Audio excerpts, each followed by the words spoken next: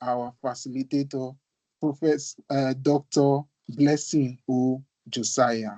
You're welcome, sir.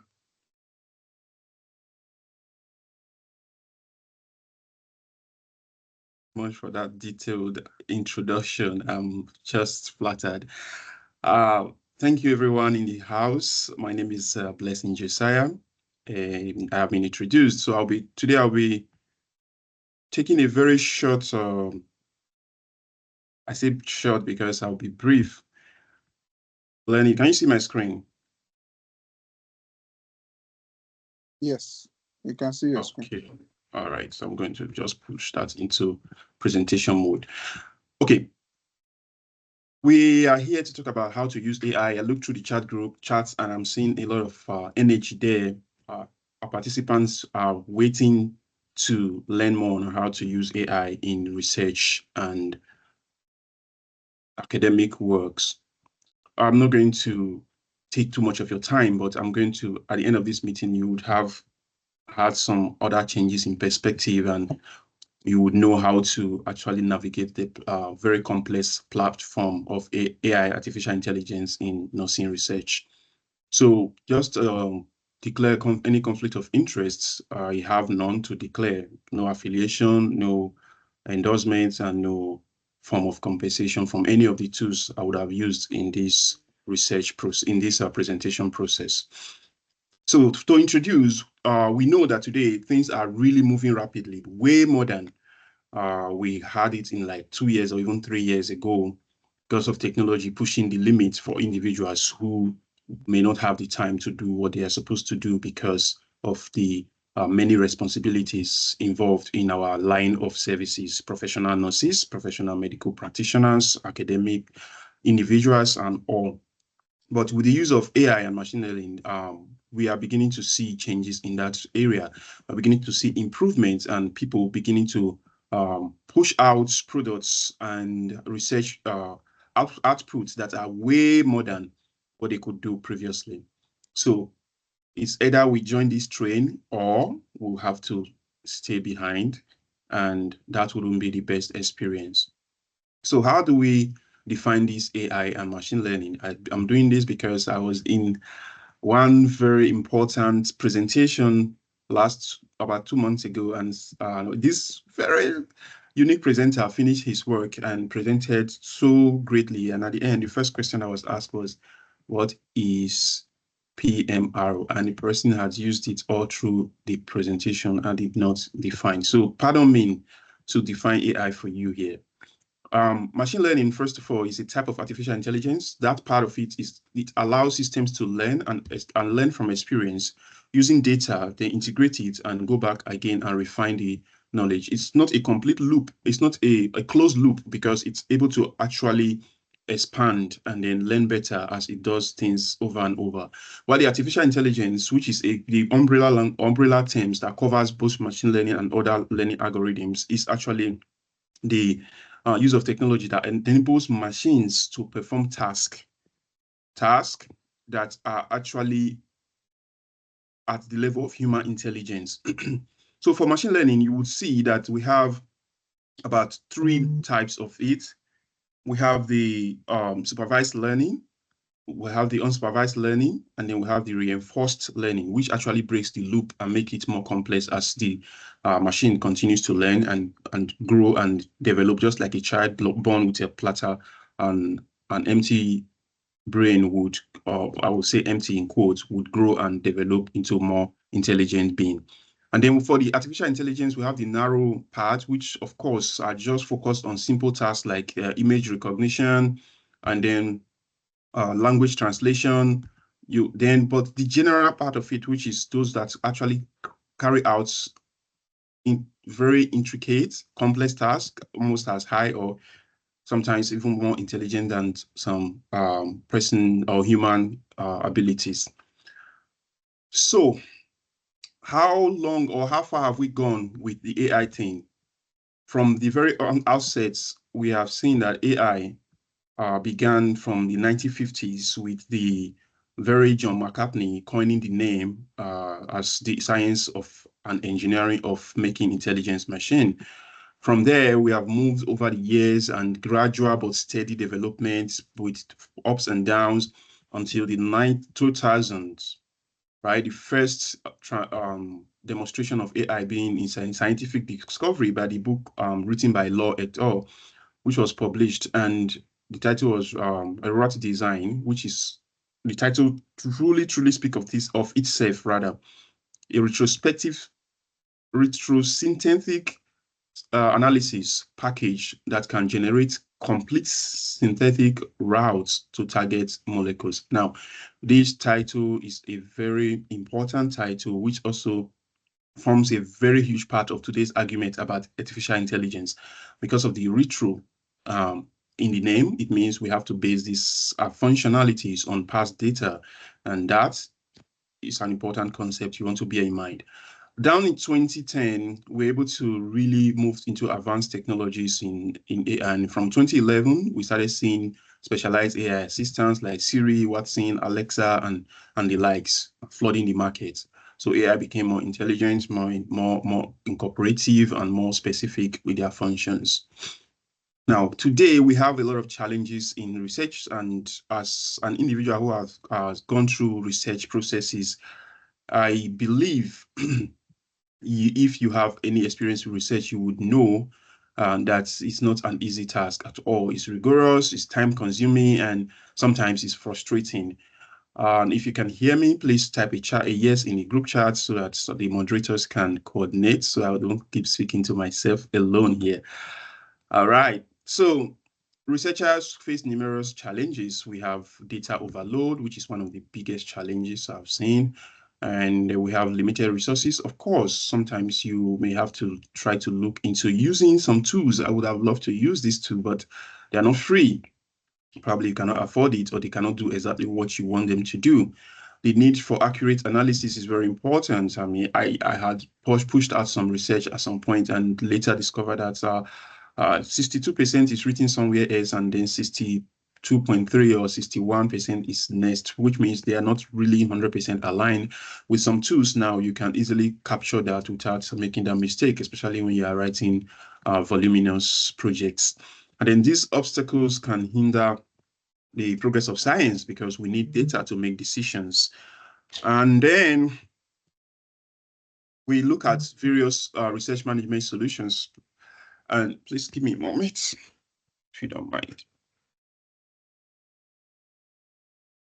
Sorry, my gadgets popping, making some noise. All right, so AI and machine learning provides innovative solutions. So in vast amounts of data, you can actually handle a voluminous data.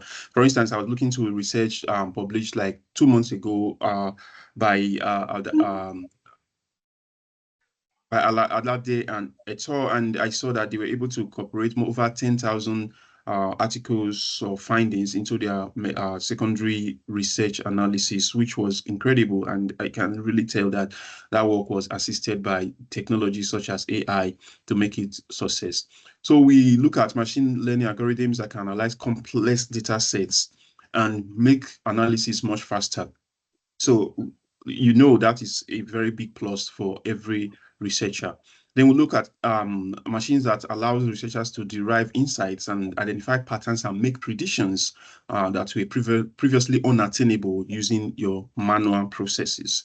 And then we have researchers that can streamline data collections, or researchers can actually streamline data collections and storage and analysis, which leads to more efficient research process as well. Because, you know, of course, data collection, storage, analysis is one huge part of research that actually stands as a pivotal for better science and healthcare delivery.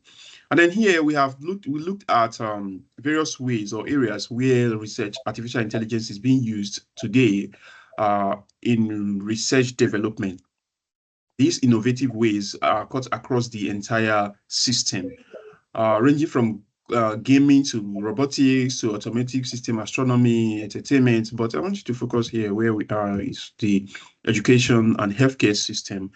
We transmit knowledge, lifestyle, including health behaviors, and also we transmit research evidences from biomedical engineering to pharmacy and pharmacology or pharmaceuticals, down to robotics, which also connects with biomedical tools and various systems used in healthcare delivery. Now, in academic, which is where I just asterisk above, we have 6 domains that has been explored by Kapler and about with 2024. When I looked through this research, I saw a whole lot of activities there. The work was really, really expansive. From idea development to content development or creation, down to literature review, data management, editing, and then communication of the output or outreach, and then ethical compliance. How are these being used? They looked further and they saw that most individuals, 28% of the persons they look at, sorry about that, had used AI in terms of drafting and research and all these and writing outputs or deliveries. And they followed closely. They found that about 26% were using it for editing and review and publishing. Of course, I'm part of that. And then data management and analysis. Yes, of course, I would also say I'm part of that. And then we have content development and structuring, which is a more difficult part for people who are actually learners coming up in research. It's very difficult for some individuals to really grasp that structuring, outline, and doing that. So it's hard. So 23% of the data they looked at were using AI for content development and structuring. And then for idea development and research design, 2%, which I think may be higher than that today. Or maybe the capturing was not completely done. But this is a very fine research showing you how people are using AI today. And they went further to create a table which shows different tools. I brought this in because I wanted to show you that, yes, of course, there are a lot of tools out there that you can use. You will get this slide after the presentation. So, but if you feel like taking screenshots, it's okay. But I will point out some things for you here. There are various tools that were not completely represented as they would or as they should. But the bottom line is, look at this very column here. You will see there are AI integrations such as ChatGPT here. We have the semantic scholar here, and others in vivo rather, and then we have various other ones that have AI integration. But today, the level of AI integration would have increased. For instance, Turnitin now has AI part of it, and even Zotero is beginning to act in a way that is now incorporating some AI abilities into the function. So what AI tool should you use? The question is a very complex question because, as you can see, there are a whole lot of AI tools out there that you can actually pull from. But that is a whole lot. Where do we start from? How do we pick them out?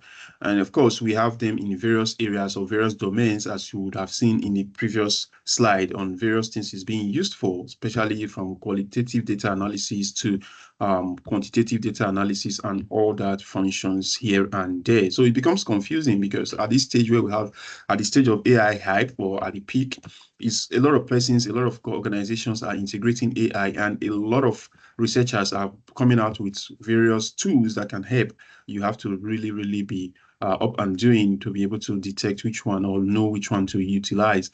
So I try to put some together here for us from HyperWrites, which is an AI tool for hypothesis generation. And of course, the features will be here. I won't read through them one after the other, but I'll just take it, look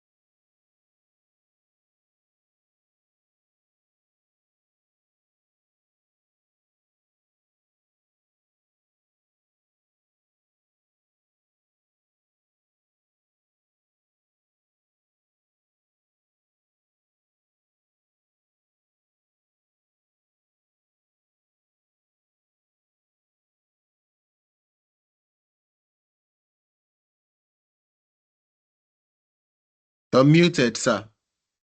You're on mute. Okay, sorry. How long has that been? Like 5 minutes ago. 5? Yeah, maybe 5 or 2 minutes ago. Okay, so where did you stop hearing me? Sorry about that. Was that on this slide? Yes, still on this slide. Okay, so I'm just going to take it again, and we can just let me know on time if you stop hearing my voice, because I don't have any intention of muting myself. So if it mutes, it's an error. Okay, so back to the top. So I said hyperwrites is I just tried to, from here, we looked at these tools and I told you that there's a lot of complex tools out there. To select them, you need to really be familiar with most of them. So I came down here and I was talking about a few that I selected or curated from the internet and from my use as well. So we have hypothesis generation software called hyperwrites, and this generates testable hypotheses based on research topics. So what you need to do first is to create your research topics and plug it in, and you'll be able to get your hypothesis from that research. And if you don't hear me, if I'm talking too fast, please ping me. Okay, so, and then we have semantic scholar, literature review management and management tool, assesses over 200 million papers and summarizes with AI-powered recommendations. This is very good if you're doing a literature review kind of study. And then we have Elicit, which summarizes paper, which can use Elicit alongside with semantic scholars, because Elicit will provide a one-sentence summary and organize details from databases of over 125 million papers. And then we have Maestra for transcription of interviews. It will actually transcribe into over 125 languages, convert audio, video files to text with accuracy. And if you use that along with qualitative data analysis tool called Atlas, you will be on a higher scale of performance. However, Atlas also went further to incorporate test analysis of transcriptions of interview transcripts, and also offers sentiments. If you do qualitative research, you understand what sentiments are, the views, perceptions, sentiments, positive, negative, neutral, and all that talk around qualitative research. Atlas can actually help you detect the tone of your speaker and what they say and and then the words plus the tune, and then make a sentiment out of it, whether it was a positive sentiment, negative sentiment, or if it's a neutral one, then they can tell you, which of course InVivio can actually do also. But the transcription of the transcript, or the transcription rather, sorry, of your interview transcripts is actually one part that Atlas tend to work more harder. Power BI is an interesting tool from Microsoft Word or Microsoft corporations. They made this tool to actually analyze quantitative data. However, it is way more powerful than just analyzing tools, because if you have a URL from a website, you can actually plug it into Power BI. And as the individuals who own that website are updating their data, Power BI will be picking it up on your computer and also changing your analysis accordingly. So people who are into big data, large data analysis, you are into, let's say, hospital management system, where you need to always collect information from patients, like count patients, number of patients visiting, the amount they are being billed, their hospital bills, or the number of days they spend in a hospital. As it is entering your hospital management record system, if you have Power BI system, you can actually be pulling that data day in, day out, or hour by hours, and be analyzing it on your screen.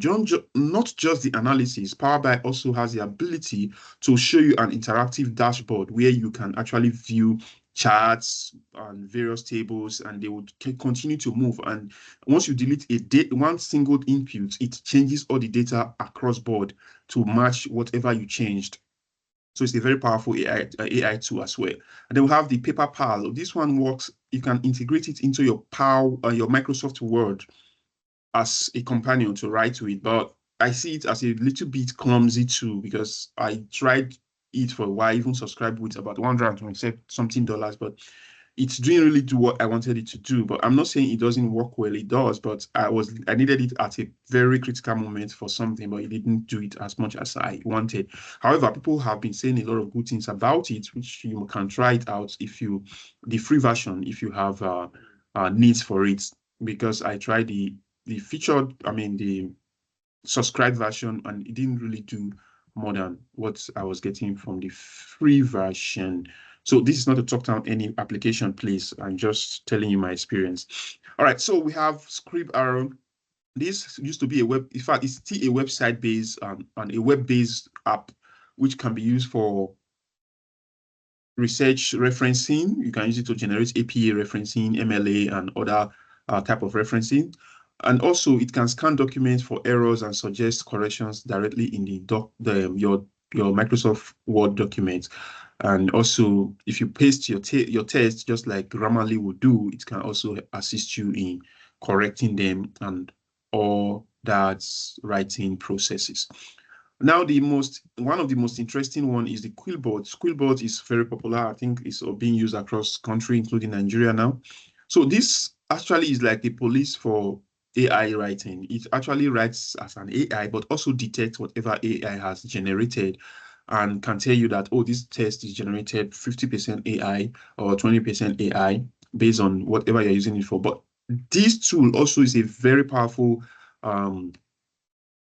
what's it called now? It's a very powerful tool for paraphrasing. That's where I was getting that. Paraphrasing. So if you if you attach it to a Microsoft Word on one side, if you just highlight a text, it can tell you, do you want to paraphrase it? Do you want to reduce the length? Do you want to increase the length? Do you want to change it to academic tone, professional tone, business tone?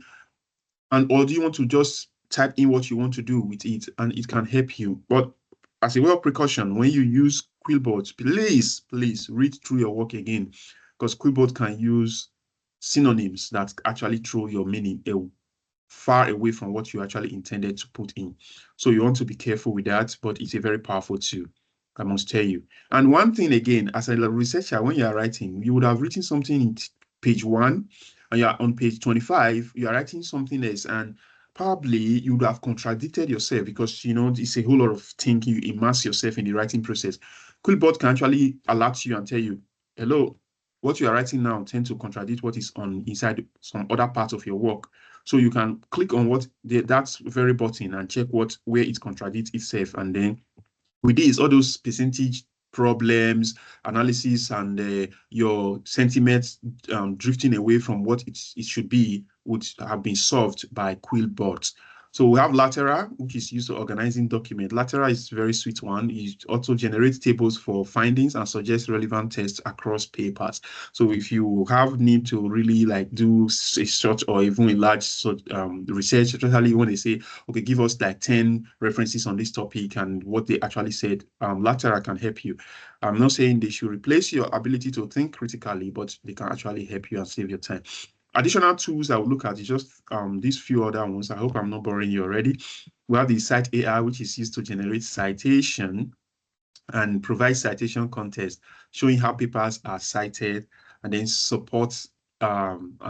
supporting or refuting. Now, this Cite AI is always popping up on my screen because I have integrated it into my browsers.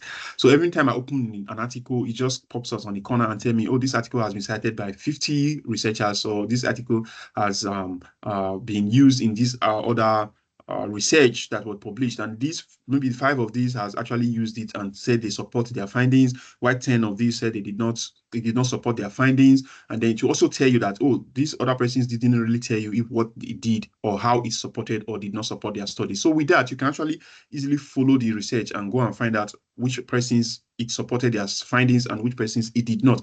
And as a researcher, because when you write, you want to also compare your own findings with other findings. That's a very great way to actually pull out or pull up those research according to their support or non-support of that findings, and use them in your discussion by going to those researches and looking over them, of course, to see what actually they wrote about. So that's a very good tool there. Then we have the Research Rabbit, which is a literature exploration tool. Of course, it creates collections of paper, recommend new literatures, and visualize connections. This is also very important for those doing large literature review, and the good thing about it is mostly free. And consensus, because if you go into ordinary ChatGPT, whether it's Gemini, whether it's Copilot or even Perplexity and other ones, you would more than likely encounter hibernation, which means that the AI is just thinking and creating things without reality, out of reality. In some instances, about a few percentage of those hibernation products, which are called fake or fictitious citations and references, actually coming from papers behind the walls, firewalls, which are paid, which of course you cannot access. Sometimes if you cite those papers, you have to prove how you got through to them because you have to pay for them. But that means you are being placed at risk of any form of intellectual property issues. So you want to be careful with those tools. But using consensus will actually give you an accurate, unbiased information sourced from credible academic publications. And also it could tell you, if with the links, you can actually tell if this paper is accessible to on open access or whether it is a paid or closed access paper. And we have Scholarly, or article summarization tool, which extracts key information from research papers and creates summaries. Of course, every researcher wants to spend less time reading papers, which of course I do not say discourage that you should read paper, but if you already got the gist, as I would say, in the paper, you already know what is inside. Maybe you scan through it, you do all you need to do, and then why waste all the entire day reading line by line to find everything? So these are changes that would have occurred along the lines with AI tool, which you can use for not just as a researcher, but but as a peer reviewer. Personally, I do peer review, and sometimes some works would come and they are actually so lengthy that you have to spend days looking through it. Of course, we do spend days looking through it, so make sure you are very thorough in analyzing and making sure that all your feedback to the author is correct. However, you can use AI to support yourself in doing so. So you use it in peer review processes from from your finding related research, which is the beginning of your AI, your usual literature review process, peer review process. You have to look whether the paper has been published elsewhere and all that, activities, rigorous activities, searching various databases to see if it's AI tools can actually help you do that now. So you can just look at Perplexity AI, which is just ChatGPT kind of based, or Consensus can also help you do that, or even INR can check that for you. And then you look for ethical issues on the paper, whether the person has breached ethical principles or had not done some things rightfully or rightly. Then you have to then use your Penelope to look at that, and you ask questions to the manuscript and probably ask what's new. So I used Adobe Reader AI, integrated AI, interactive AI. Sometimes I just ask the Adobe Reader to look at these PDF files and tell me what it can find, and then it comes up with a whole lot of them, because you don't want to put people's work on Perplexity AI because it's online based. That would be you risk opening people's paper to risk of intellectual theft. So you want to focus and stay on offline tools like the Adobe Reader, which is not actually on the screen right now, but with PDF interactions, you want to do that. But oftentimes I really read my paper off these whole works and just do it, especially if it comes very concise, interesting, and very, you read through papers and it gives you more insights into what is happening out there, and that has been very helpful. And you have manuscript summarization. You want to write a final summary of your feedback for this manuscript, and then you generate it. And once they get this, once you get this information out, you can easily track them in the manuscript as you are reading through to be sure that if they are, because sometimes when I do that, I see that the AI would have veered off the point. I just have to delete that and work with my brain and continue what I'm doing. So we have the screening of manuscript, which is done by Enago, and then review of task management, which can be done by Task 8 AI peer review generator. Those are actually on the back end of all those Q1, Q2 journals, which can actually not spend time wasting time. If you submit your paper today, tomorrow they're already telling you it's accepted or rejected based on the analysis that the AI would have carried out on your paper. But also, as a word of caution, please do not accept to peer review any article that you are not familiar with So you don't go and use AI to reject somebody's paper or accept a paper that you cannot really defend. So for the chat AI aspect, the chat bots, which are the once you interact with, tell them what to do or ask questions, they come back.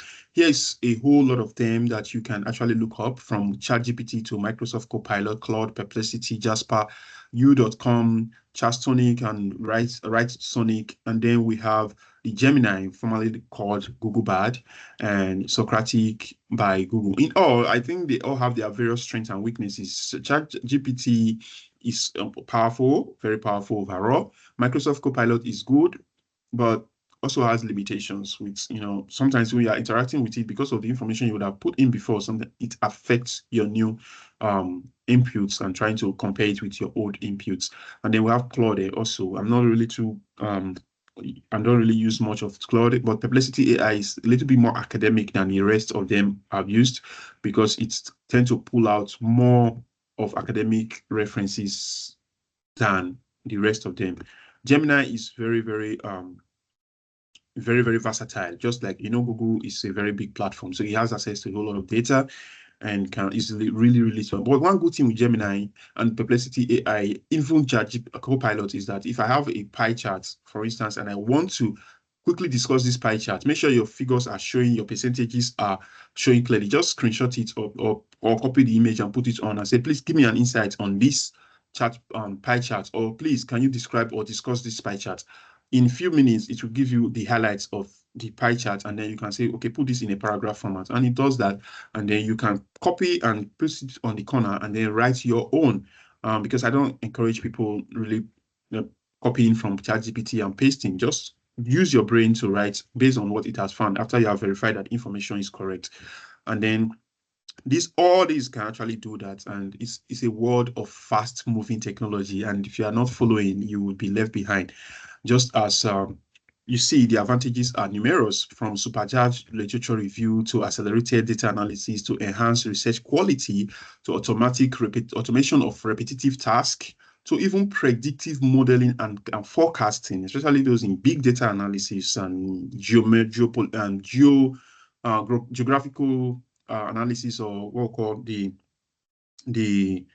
those in meteorological systems. Those are who are predicting weather forecasts and telling about changes. These are big data. Even healthcare is a very huge data. You want to make sure that you're able to forecast how many patients are we expecting in the next year, looking at the data we have had in the past 10 years, and then in the next month, in the next week, based on data, and they're able to tell you accurately that, okay, you should be expecting 50 to 100 patients based on the weather condition. In 2010, there was a heavy winter, and then the patient's caseload rose by 25%. So expect 20 to 30% this year increase.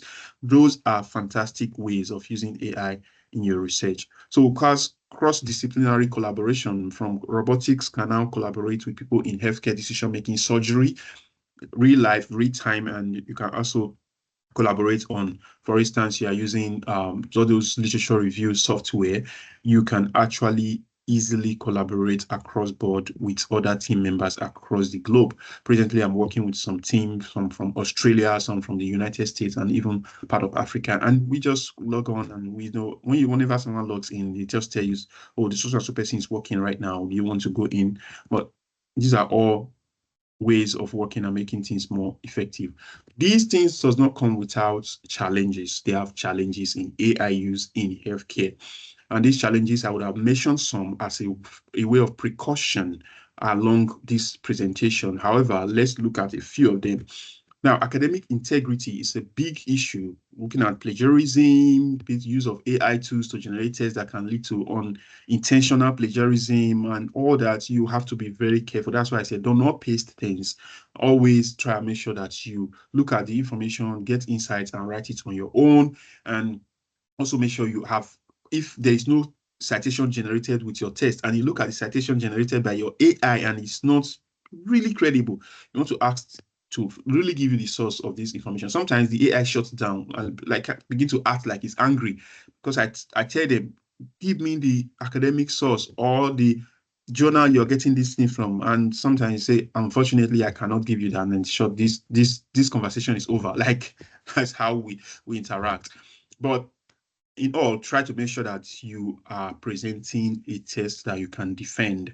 The misrepresentation of authorship. AI should not be recognized as authors yet, but their contributions can blur lines of authorship. So some journals will tell you, did you use AI? And you have to tick which AI and probably write down which type of AI you used and how much of it you used in your paper of academic writing. So bear in mind, when you're using AI, always bear in mind to have a jotter somewhere or a journal where you write down what you are doing with that AI, because with time, this trend is going to get more and more intense, and you have to tell producers or providers that your work was generated maybe 10% AI and all that. So beware.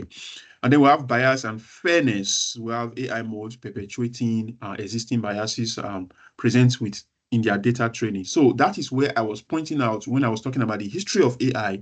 That definition, that book title that said retrosynthetic is a very important term, and it's very good that we look at it whenever we are picking up or using AI generated tests for a decision making.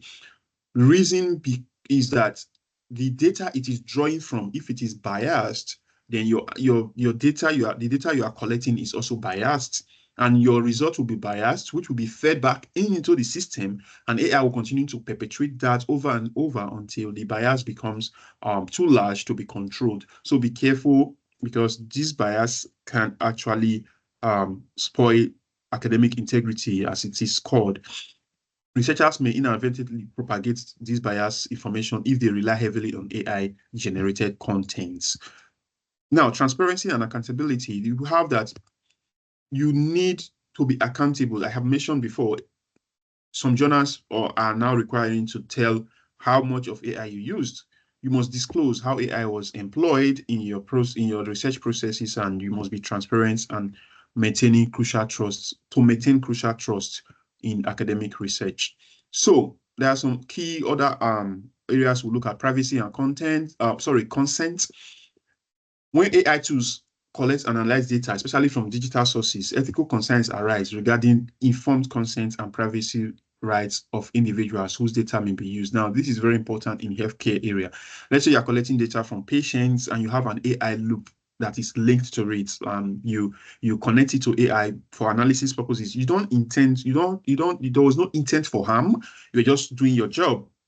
But because of these links, it could create a black hole through which some other AIs can actually fetch your data. And if they do, it means that your patient's personal data are flying out there without your knowledge.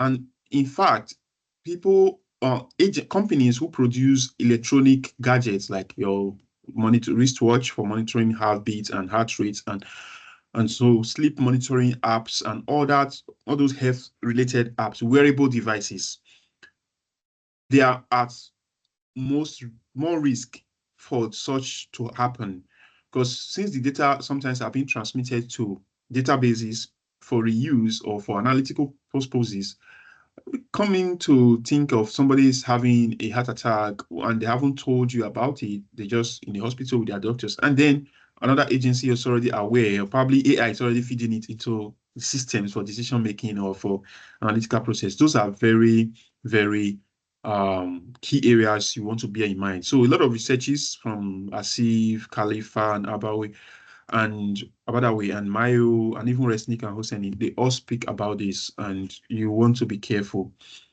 Then we have quality of research. Are we really sure that relying on AI completely can continue to sustain the quality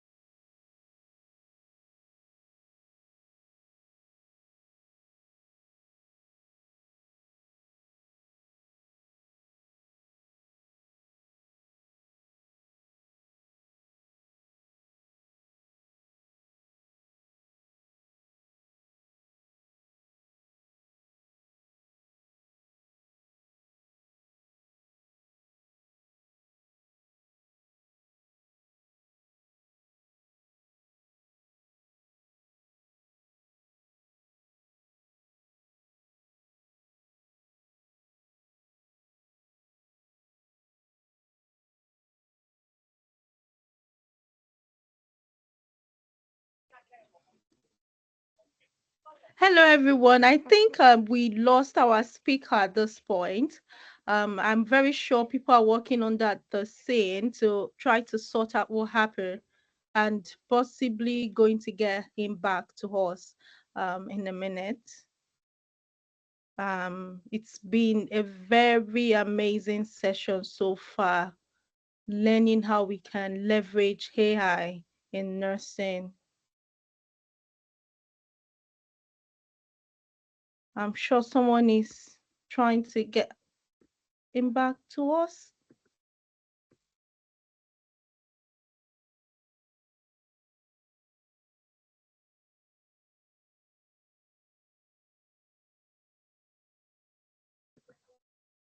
I think the speaker would join us soon. I'm not sure if he's back on this call.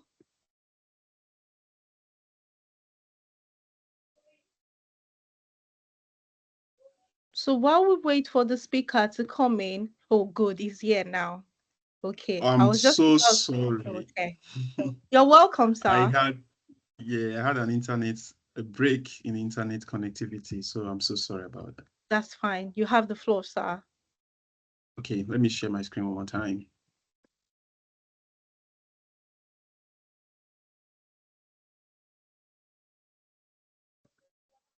So while we wait for the speaker to share his screen, if you've got any question, please, you can just use the chat box so that we'll start noting our question before the end of the session.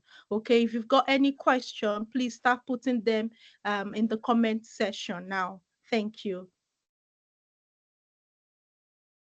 All right, thank you very much for your patience. So we were talking about privacy and consent, and then we looked at quality of research and in terms of how much are we going to rely on AI in terms of propagating quality research outputs. Because like we said, if the information is being regenerated and cross-referenced without proper check, it means that the research work or the quality will continue to drop over time. So the human input is very important, and that is where you come in to make sure you check whatever you are putting out there properly before sending it out. So do fact check for AI generated content. If you are not able to find the source of this information and you ask the AI over and over and they are not ready to provide you the reference, you can try and Google search that content directly and see if you can find it. If not, then please do not use it. Just go ahead and do your own other findings using the proper outlets like PubMed and all those reputable databases. So we have impact on human skills. With over-reliance on AI, there are chances that humans will begin to dwindle intellectually, will begin to reduce. Our intellectual capacity might begin to reduce, especially in the academic field of research. Well, should I be concerned about that? Partly because if students are relying on AI, because you know how it is academically, it's a highly pressured period of your life. Sometimes you just want to submit this assignment and go out of there. In the process of doing assignments, you learn a lot. But if these days students will just have to pull up information and just paste it for you, then of course that critical thinking is gone. The learning is not done, and the students wouldn't know that, especially if that is an essay assignment. So you want to put that out there that whenever you generate information, make sure that you can actually sit in the quiz from that information in the same class. That's what I do to my students sometimes. Like, of course, you can use AI to write some basic things, not really things that I want to, for that really counts or is for your formative assessments. But when you come to class, make sure you can sit in a quiz to answer questions from that information you sent to me via email or submitted on the student management platform. Same thing should apply to your research. Whenever you are doing anything, make sure you are responsible for it. You must take responsibility because AI will not. And if you cannot take responsibility for any information you are putting out there, please do not put it out there. It might come back to haunt you later. And then we have ethical oversights where AI needs robust ethical guidelines to oversight the process, because there's some data over in 2022, some issues came up with ChatGPT and other generative AI using information behind paywall, and they are using it to actually give to people freely, and so some restrictions started coming into place to make sure that they don't have access to everything and anything. So those ethical issues has to be standardized, and you also have to understand that when information goes through AI and come to you, it is you that actually sourced it that will be responsible. The AI might be a third party in it, but it is you who finally used it that will take the responsibility for that. So what are the challenges we have seen so far in terms of adopting AI? Because it is doing a whole lot. It is doing a whole lot. We have seen lack of strategic vision as one of the things that have limited organizations from accepting AI or integrating it into their systems. We have seen data quality and availability issues because people don't want to rely on some data that they cannot trust their sources. We have integration with legacy systems is another challenge because some industries or organizations already have what they do and how they do it. And if leaders are not visionary, they are not strategic enough, they cannot even look on the side of AI to put it into work or put it to work. Privacy and data security concerns, we have discussed that as well, because some organizations don't want to have a black hole that will actually make their data to be easily leaked out there. We have reliability and trust issues, which also very closely tied to privacy. And then we have regulatory and compliance challenges. Today, we have the EU and looking at regulating AI in a way that will actually kind of increase taxation or tariff. And sometimes they want to make sure that partly own these tools, and those are issues. Those are issues. And even in your organization, let's go off the international scale. You are generating data from your organization, and the AI is capturing it for decision making. Over time, let's say you stop subscribing to that platform, then your data is still in their cloud. Who regulates how they are being used, and how do you comply? And then we have cultural resistance to innovation, which is a very, very huge thing in an organization. People don't want change, especially if they are comfortable doing what they are doing the way they are doing it, without any regards to whether the next phase or the new change will make it easier for them. Sometimes they just don't want to move. Cost of implementation is a part issue of AI. The challenges of accepting it. They will have skepticism and hype cycles. So like I mentioned before, AI is at this peak somehow, but it's also beginning to reduce or drop. When that hype cycle is over, people will begin to realize, oh, I didn't need this tool. I need that one. I've used a lot of AI tools. I've tested a lot. I've told myself I might not go back to some of them. Some of them have become a partner with me that I believe we're probably going to be partners for life. So these are things that people adopt, and they don't want to adopt certain type of AI. And then limited expertise and skills. Do you know how to use it? Are you able to really create a very accurate and usable prompt, not the regular Google things you do? Are you able to create a prompt that actually gives you what you want? For instance, if I'm teaching the K or primary school, as it's called in Nigeria, the prompt I will use to tell AI to bring some objectives or bring some questions will be different from what I'm using for my undergraduate students or even graduate students, because I know the content in terms of on the Bloom's taxonomy of learning. You want to make sure that you're using the right terminologies to make sure that these things come out at the level of the learner's capability. So these are skills you want to learn. And also, if you are dealing with certain information, because sometimes, because some of us English or the language are not really 100% first language, you find it difficult that you are using a word that's actually very close to what you truly mean, but it is not what you actually wanted. AI is not going to read your mind. It's going to read your text, and it's going to bring back the feedback. You'll be like, oh, I'm trying to generate this thing, but it's not really what I wanted. But these are skills and expertise you need to really work through. Now, this is an article from Harvard Business Review, which actually cited some of the obstacles to use of AI, from integrative cognitive project, which I mentioned. That's, we have a culture here, we don't want to change, to technology and expertise are too expensive. These are responses from organizations why they have not integrated AI into their system as at 2017, written by Deloitte, 2000 Deloitte in Harvard Business Review. So if you look closely, the highest is like the integration is hard. People just say it is hard, 47%.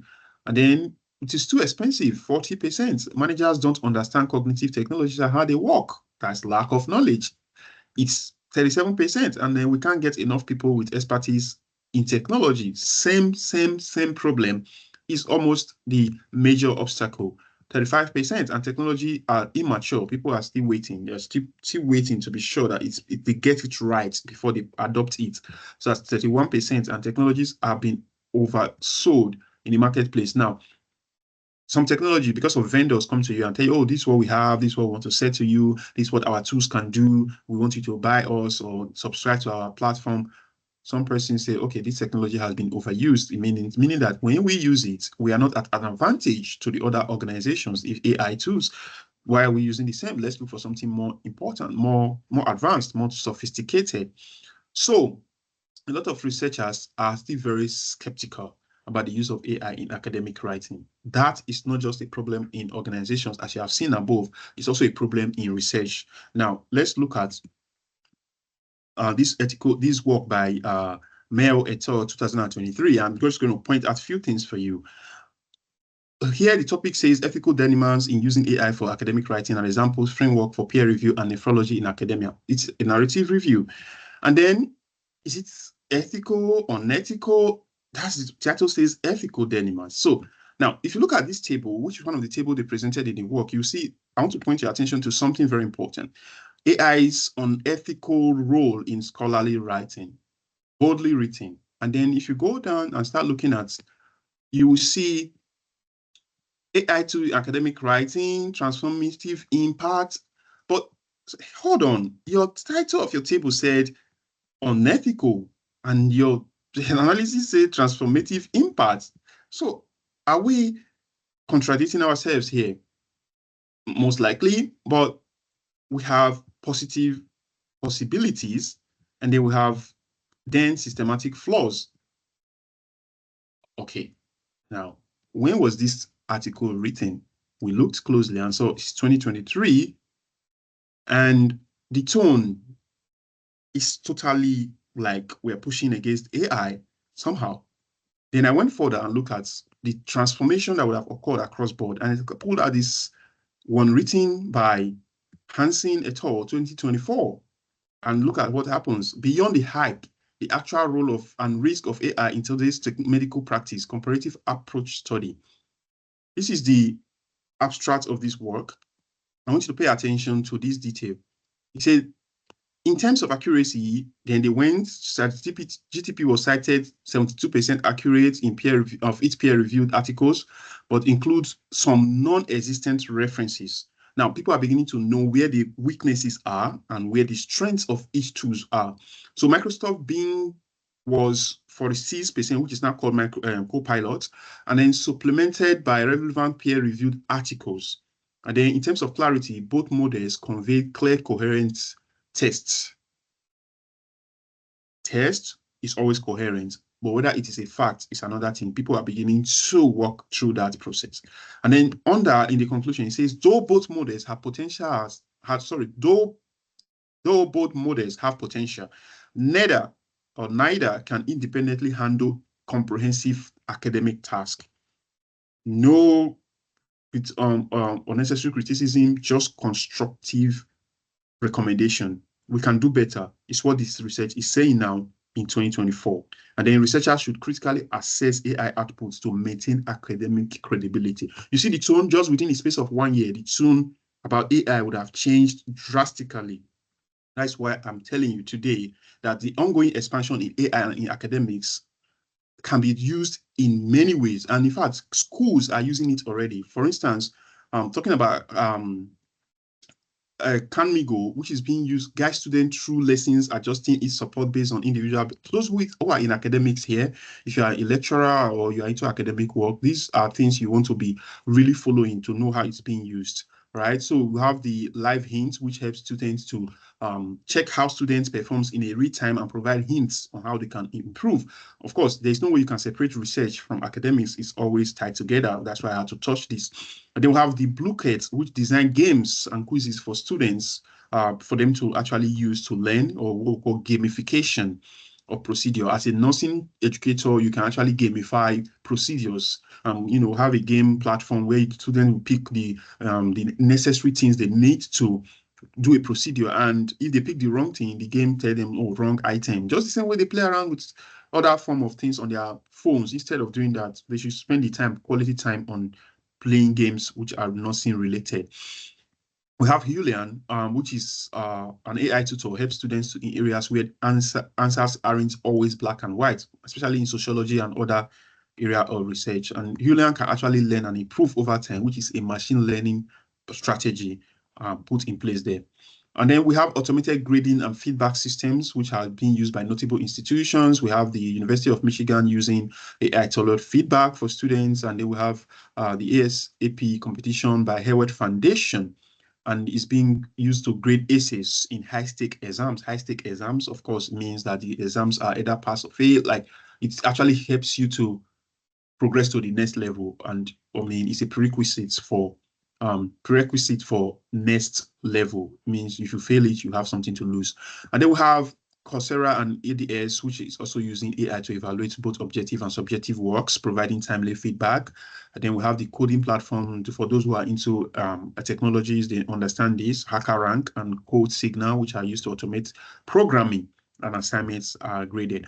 However, we have it in a clinical environment as well. Mayo Clinic has been able to put out some statements as at 2024, stating that Mayo Clinic proceedings allow the use of technologies by authors to improve their ethical syntax and fluency, but not to supplant the author's role in data interpretation and reaching scientific conclusion. All such use of AI-based tools should be fully disclosed to the journal. We are not saying you should not use it, Mayo Clinic said, but we want you to tell us when you use it. In fact, when I read through this article, it's actually emphasized that a lot of authors whose first language are not English, find it difficult to write in English. With AI, it's becoming easier. I actually peer-reviewed an article on Frontiers of Public Health, written by some authors from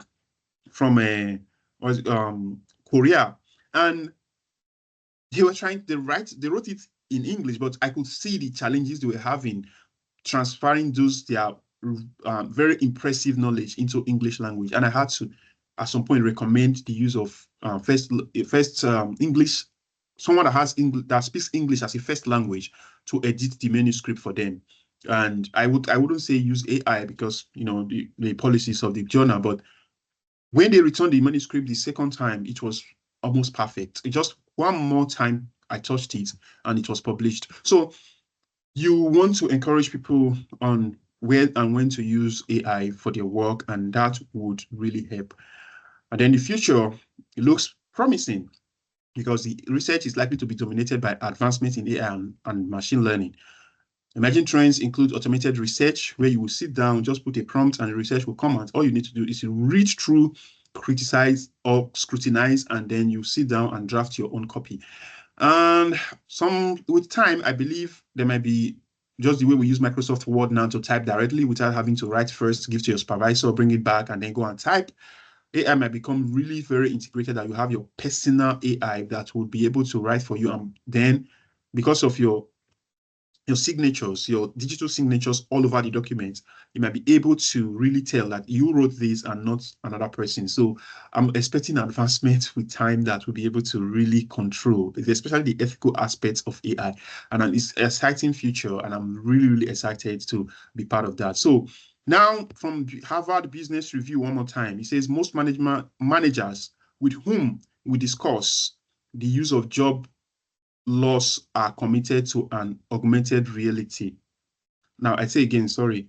Most managers with whom we discuss the issue of job loss are committed to an augmentation strategy.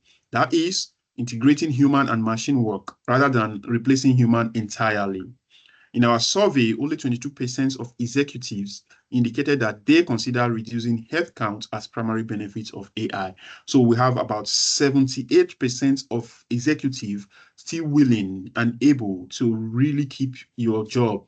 As I was preparing for this lesson, a story popped up in my head, a fiction, a child who said to his father, what is your disposition with AI? And the father said, I'm scared AI is going to take my job. And then the child said, no, AI will not take your job.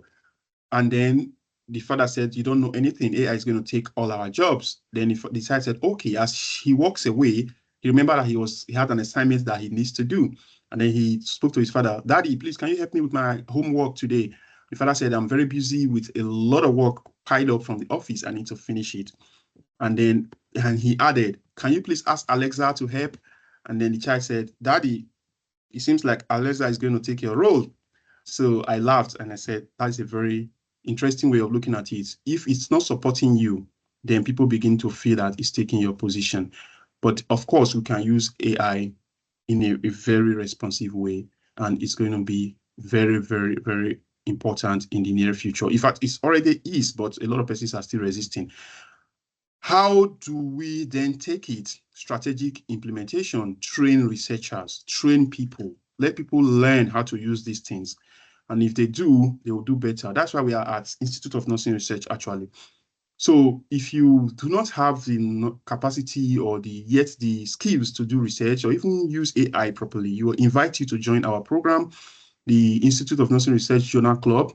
There you will have enhanced skills such as help you to build your basic learning methodology in research, help you to learn how to use AI and AI-based software, learn how to conduct thorough investigation, analyze data, and present findings. You have to then learn how to collaborate with others because you have access to researchers. And as I speak to you, I'm actually a mentor to a group of researchers. We are putting out works out there, a lot of products, a lot of quality research are coming out from it. It gives you that ability to collaborate, do the little you can, and others do the little they can, and then you see a very powerful product coming out from it. Then you have networking opportunities. You meet with people at various levels of studies, from basic undergraduates to master's level, doctorates. They are all there in INR, and I promise you it's going to be a great opportunity to network. You have career advancement that can strengthen your CV. Also, it can help you gain valuable mentorship from others. Then your research is going to be groundbreaking. I can promise you that. The persons in INR, our CEO, past CEO, present CEO, and other team members, they are excellent. And then we have community-based projects that will also carry out over time to time. So the email is displayed at the bottom of this page. You can look it up or send an email across or check our website just at inrnigeria.org. You can find more details there. All right, so this is the call for application for the cohort 8, and we are starting next year or in a few months' time, January. And we have 3 categories. We have the beginners, which is if you don't know anything about research at all. In fact, you don't even know how to define what is research. We'll make a pro out of you. We have intermediates where we have, okay, I have an idea, but I still am not sure. Then we take you on and we train you. Then we have the advanced, which is, oh, I know what to do, but I just need support, network, motivation. Then, of course, we have a space for you too. So people have been able to move up. Some persons have been able to move from beginner and even graduated as advanced. Is it expensive to be on this program? Not at all. If you're abroad, just maybe $2. If you're in Nigeria, maybe about 5,000 naira, which is very, very small amounts. This is actually a free way of learning. And I promise that I looked through the curriculum and it is rich, massive. I want you to come. I want you to join us there. So in conclusion, we leverage machine learning is essential for overcoming research challenges and unlocking significant benefits. Ethically embracing these technologies would pave the way for a more efficient and effective research landscape. Here are my resources, and thank you for having me.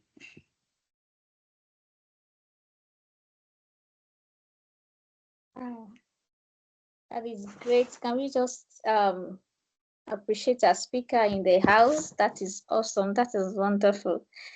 That's a good delivery, unexpected and a massive one indeed. Please, can we hear me in the house? Can anybody just signify that I am audible? Okay. All right. So at the moment we'll be taking questions. So if you have any question, I have seen 2 people raising their hands. Please kindly unmute yourself. Let me see if I can just call on those people that just raised their hands. Thank you so much, our speaker. We really appreciate that perfect delivery. That's a good one. Very, very interesting. I believe every one of us will have gotten 1 or 2 points to actually take home this evening. And after this session, I know that you have a lot of assignments to do, because there are a lot of apps software that have been discussed where you just have to explore to know how it really works. So this session is not just a session where you just come to listen and you just close the book forever. No, you have a lot of things to do right after this time. Please, I would just want every one of us to ensure that we take cognizant notes of everything that we have learned on this platform. We appreciate you so much. Thank you very much, able speaker. So at the moment we'll be taking questions. So let me see those questions in the house. But before then, for people that raised their hands, so I would like to call on Pimiloye Ayomide. You have a question, please unmute yourself and speak. Let's hear you. Pimiloye Ayomide, can we hear you? Good afternoon, sir. Good afternoon, ma. Yes, sir. Thank you very much for the this presentation. It's really impactful and it's really interesting. God bless you, sir. So my question is that because I noticed something majorly for nursing students. So right from foreign level to foreign level, though people are being taught what research is all about and everything in class, but for students, they still have this kind of barriers, like for them to understand it very well. Because when it comes to writing the paper right from chapter 1, chapter 2, chapter 3, though they have supervisors that put them through, but still there are still some barriers. So I want to ask give us more impact, like how can we really overcome this, sir? Thank you, sir.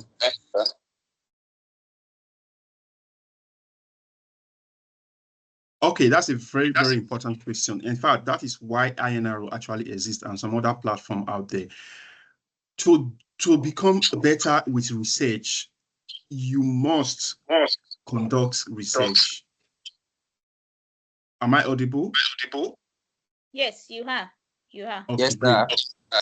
See, so the best way to become a good researcher, and I'm not even talking about excellence, which also is on the same track.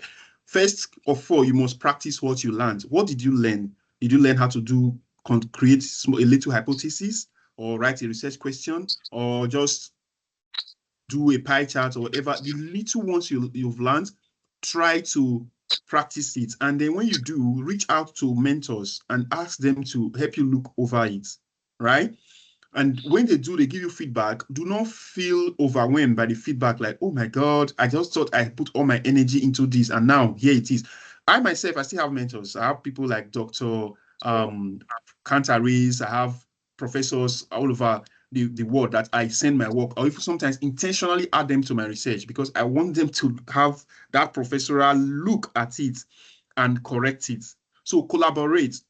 If you are not an INR member, I would strongly encourage you to join the next cohort, because why we can actually assess mentors, people who are very, very advanced in research, it is very likely that you will not be able to get their full attention because of time issues. Sometimes people bring things to my desk and I know I wouldn't have to do it. It's on my to-do list. I spend weeks trying to tell them I will get it done. But because I'm pressed, I'm pressured, I have to prioritize some things. And I do apologize if anybody is in this house also who has sent me something, I have not been able to finish it. But the point is this: look for people who actually are better than you, practice what you know, and that will take you to the next level.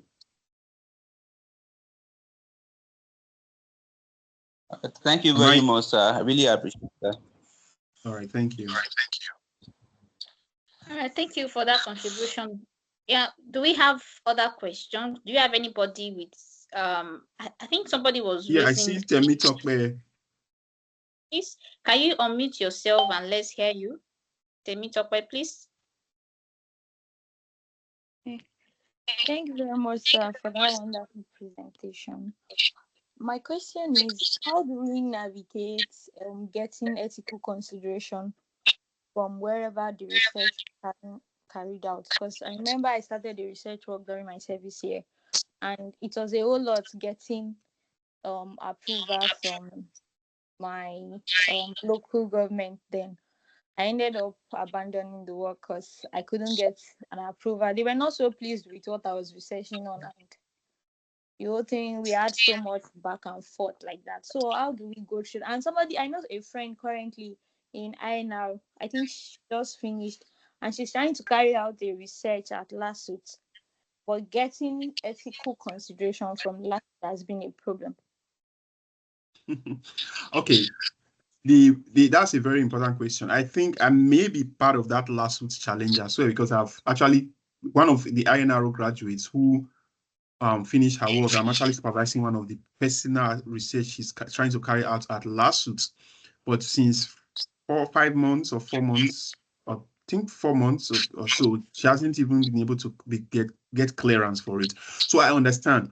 Now, if your purpose of researching is just to have experience, then you can change your topic to something more suitable that is in line with what the organization are actually pursuing at that time, so that you can gain your experience. But if it is your passion, you are specifically interested in that research, then you have to sit down and maybe consult with someone with experience to look at your proposal, especially the methodology, the ethical aspect of it, and see if it aligns with the global standard. Once they give you, if possible, ask for a past sample of an application they would have actually approved before that went through. Then you can look at it. I had similar challenge, like I said, at lawsuits, which is, I think maybe it's a universal problem there, maybe because it took time before we could reach the person who is actually in charge of the ethical process. But in Nigerian ethical health, like the national level, which is the Nigerian Ethical Committee for Health Research or something like that, NREC, they actually approve work easily, but they have monthly batches which they work on. At my state level, I had been able to get approval from Oyo State. Even while I'm here, I was able to also get from Delta State Ministry of Health, from Delta State Hospital Management Board, and various other locations. But I would say this, I understand the struggle. Even though I got approval from Delta State Ministry of Health to carry out some research I was doing at the state level, there was a time I went to the ministry again to collect some data, money-related data, and it wasn't easy. People were like, they'll toss you from this office to the next office, to the next office, to the next office, because it's about budget, it's about finance. So nobody wants to be the one that released the data. So if you are starting off, stay within the perimeters of safe practices, like things that doesn't really have to do with much details, so that you don't get resistance. That would help you. So I think, I don't know if I answered the question clearly, but I think I put a context on it for you to understand how to navigate this. All right, thank you. I think that's that will surely bring an answer to the question of the Mitope. And as well, you can ensure that, I believe that there will be a protocol in obtaining ethical consideration in any institution. So it might really take a long process, but some people don't actually know where exactly to go. So I would just advise that for any where you wish to do your research, or you are carrying out your research, you just have to ensure you pass through the administrative direction. Just go straight and ask about the details on how you can get your ethical consideration approved. All right, so thank you so much for that. Yeah, sorry, just to add, and it is important, I mentioned it, but in a dark, I didn't really emphasize. It's very important that you go and obtain their templates before you draft. The reason is, even in the same states, there are organizations, their ethical review proposal templates might be different. They are usually similar, but the contents are usually, the focus are different. Some want to focus on the researcher's details more than even the research. Some want to focus on the method. Some want to focus on all those minor things, inclusion and exclusion criteria, and all. Those are things you have to know, but use the one from that organization. It will help.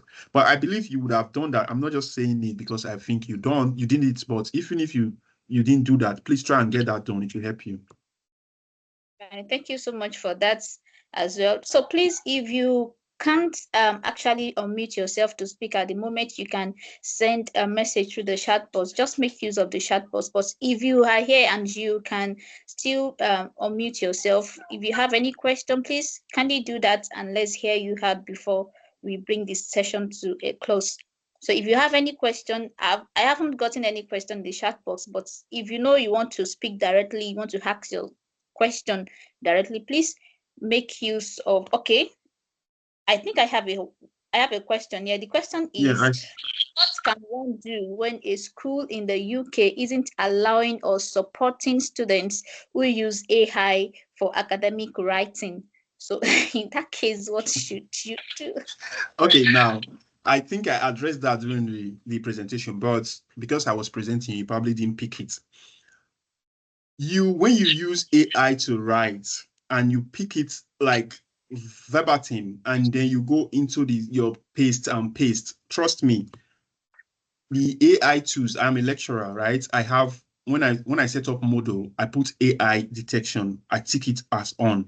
When you upload your work, I will see your plagiarism or similarity index for other writing. Then I will also see your similarity index for AI. So what do? It's same old way. You open articles, you read through it, and then you write your work. So now, if you want to use AI to generate information online, then go ahead and use AI to actually create or generate the information. When you open the AI like this and say, okay, oh, this is what this is about. All right, let me look at this study. And then you look at it, and then you open your work and start your work. Write it by yourself. So the idea is already right before you. The resources is there. The information is there. All you need to do is write it on your own. Most times, because there's the human tune, the language, the dictionary, or the syntax of your writing is always personal. If I write something now and send it across, the tone is going to be very personalized. You won't know you that is writing it. But whenever your lecturer reads through it, they will know, oh, this is writing from Mr. Josiah. Now, how did I know that? With time and experience. Also, when I was back in the university, I used to do a lot of research work. Like, I help students to assist them with, like, guide them through. Sometimes when they send work to me and be like, Mr. Josiah, please, can you help me look through this work? In the process of being that nice, generous person, I will start typing on the work. I'd be like, okay, correct here, and all that. My fellow students. And then my lecturer called me one day and said, Mr. Josiah, I'm seeing all the research you are doing for other students. I said, sir, but I did not do it. He said, I know how you write. So your lecturer actually know how you write. So please, when you generate information, don't copy and paste it. Don't even type it verbatim. Just use the idea and write. And then another question I see, just to save time, you say, is it very necessary to analyze our data, or give it to analysts to do it for us? So the purpose of education is to learn, okay? If you cannot do it and then you take the credit that you did it, then you are actually, that's ethically not right, and that is academic dishonesty. So you should do your data analysis, bulk of it, do it by yourself. But academic supervisors always say consult especially if your work is very complex, they will say consult with a statistician. So you can consult with a statistician, and then they can help you through the hurdles of the complex analysis. The goal is that while he or she is doing that analysis, you as the individual, you are learning, you are getting the process. So don't just source out your research and say, okay, you know what, I'm giving out my research to somebody to do, and I'll pay the person so and so amount of money. That is totally wrong, and you don't want to be caught in that web. So is it academic right to use AI for our dissertation thesis, despite knowing that its reference are not true? No, definitely not true, not right. You don't want to do that. That's totally strong academic dishonesty there. Do not do that. The reason is this: whatever you do, especially if you grow to become prominent tomorrow, whatever you do today can come back to haunt you in 30 years' time. I'm going to give you an example. At Harvard University here, we had an issue with one of the prominent, I think one of the past presidential candidates. There's a research he did about 32 years ago, and it wasn't like a bad research, but because people are always going to dig out something, they went and brought out this research and said that the analysis was not properly done. It would have been done better. Can you imagine how little things like that can actually come back to kind of haunt you? So if you put a reference that is not true in your work, trust me, you don't know what is going to happen tomorrow. So please, it's better you put that there's no supporting evidence or things to support what you are doing, rather than to you to say AI generates it and you say, okay, I'll just take it out because it looks nice. It's just like saying writing somebody's name and putting a title and putting a fake journal and say that you are referencing the person. Come on, it won't help you in the future. So please, I know writing is very difficult, it's very hard, it's tedious, it's demanding. Do not fall for the trap. Okay, thank you, Moses. Right. I think that is all the questions. Like, okay, can we get your all right, okay. This will be sent across to the platform. So, and I'm sure that the PowerPoint will also be accessible for everyone, as well as the recording, because this is a free session. So at the moment, there is no question in the house, but if you still want to unmute yourself and ask your question, the time is still, we still have the time before we actually bring the session to a close. All right, so let me just use this opportunity while some other might still be trying to gather up their question or to think it out. So let me just use this opportunity to let you know that this next cohort is going to be a powerful cohort, so don't sleep on it. Ensure that you register on time so that you'll be able to maximize everything that has been packaged for the session for you. So if you want to be versatile, if you want to expand your knowledge, if you want to be deeper in your research, don't sleep on this. Don't just waste time in registering at all. All right, so it's going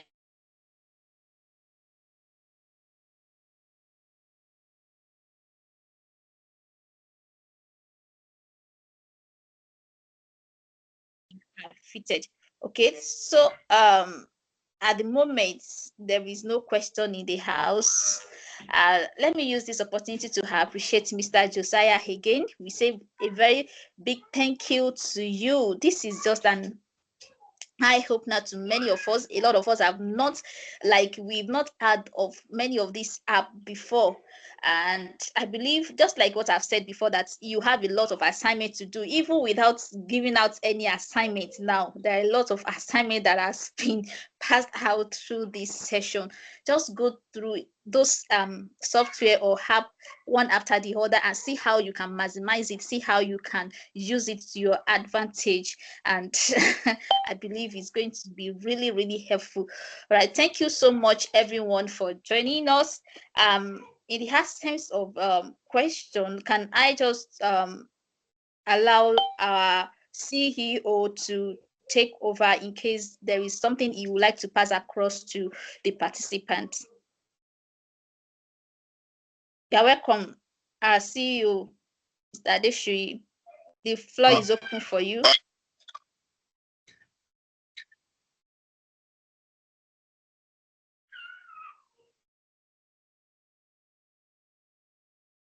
Mr. Emmanuel Adeshui, the floor is open, sir. Okay, thank you. Okay. Thank you so much, moderator. And thank you so much, our presenter, or am I getting feedback?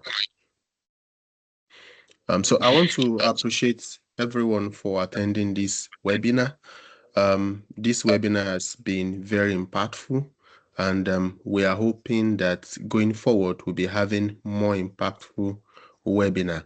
And as the facilitator has actually helped us to see that we are currently opening the application for the new cohorts of the Journal Club, which is a very good platform for you to build your competencies in research.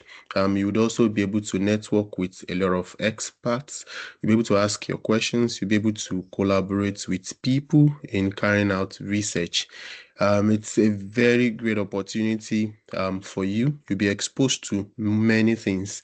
As soon as the application is out, you would see it on our social media platforms. You would see us sending them all around. It would be nice for you to be a part of this cohort, and there you would be exposed to deeper things regarding research and evidence-based practice in nursing. Research is not something that we can talk about just in 1 hour. In fact, I was really, really blown away because the issue of AI is not something that could be covered in just 1 hour, but the facilitator has tried as much as possible to compress everything for us in an hour. And if you have further questions, you can relate them to the leaders of the institute. You can also have such conversation with the facilitators. Thank you so much. It's nice to have every one of you here. Thank you. Over.